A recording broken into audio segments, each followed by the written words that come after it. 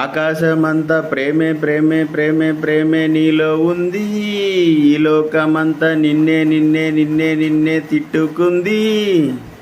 జగమంత కనరాని అరుదైన జన్మ నీదమ్మా ఓ అత్తమ్మ. ఇంతకీ అత్తమ్మని అంత ఘనంగా ఎందుకు తిట్టాల్సి వచ్చింది, అత్తమ్మ ఏం చేసిందో చూద్దాం. వెస్ట్ బెంగాల్లోని దినాజ్పూర్ జిల్లా మల్లాకు చెందిన సద్దాం నవాబ్ అనే వ్యక్తిని వాళ్ళ మేనత్త గారు మౌసమీ హసన్ గారు 3 ముక్కలుగా నరికి చంపేశారు.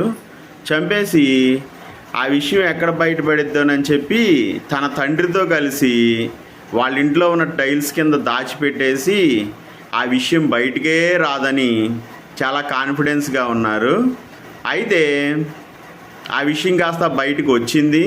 అది ఎందుకు బయటకు వచ్చింది, అసలు మేనత్త మేనల్లుడిని నరికి చంపాల్సిన విషయం ఏంటి, అసలు తప్పెవరిది మనం చూద్దాం. మౌసమీ హసన్ గారు తన మేనల్లుడైన సద్దాం నవాబ్ గారితో చక్కగా అక్రమ సంబంధం పెట్టుకున్నారు. తన భర్త పనికి వెళ్ళటం, తర్వాత ఈయన గారితో రాసలీలలు సాగించటం క్రమక్రమంగా అలవాటైన తర్వాత ఒకానొక దశలో మేనత్త గారికి రియలైజేషన్ వచ్చింది. అయ్యో మనం చేసేది తప్పు, రేపే విషయం బయటికి పొక్కితే ఏమైద్దోనన్న ఒక ఆలోచనతో ఈవిడేం చేసిందంటే, ఇక నుంచి మనం అక్రమ సంబంధం కొనసాగించొద్దు నాన్న, నీ దారి నువ్వు ఉండు, నా దారి నేను ఉంటానని మంచి చెప్పింది మేనల్లుడికి. అయితే నువ్వు మారినంత ఈజీగా అలవాటు పడ్డవాడు వాడు కూడా మారాలిగా. వాడు ఈవిడికి బాగా అలవాటు పడిపోయి ఈవిడెటు ఇంకా ఒప్పుకోదని చెప్పి ఈవిడ చేసిన చాటింగులు, ఈవిడతో కలిసి ఉన్న ఫోటోలు, ప్రైవేట్ పిక్స్ అన్నీ తీసుకున్నాడు అన్నమాట వాడు ఫోన్లో.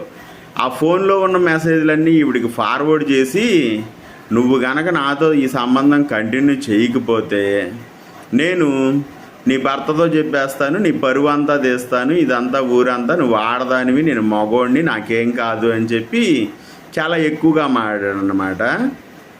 దాంతో ఏమకి, నేను చేసింది తప్పేనయ్యా, కానీ నువ్వు ఇలా చేయకూడదు అని చెప్పి ఈవిడ చెప్పినా సరే వాడు ఒప్పుకోలేదు. చేసేదేం లేక తన కాపురం బాగుండాలంటే వీడిని అడ్డు తొలగించాలనుకుని 3 ముక్కలుగా నరికేసింది ఆ కోపంలో. తర్వాత వెళ్ళి తన తండ్రికి చెప్పింది.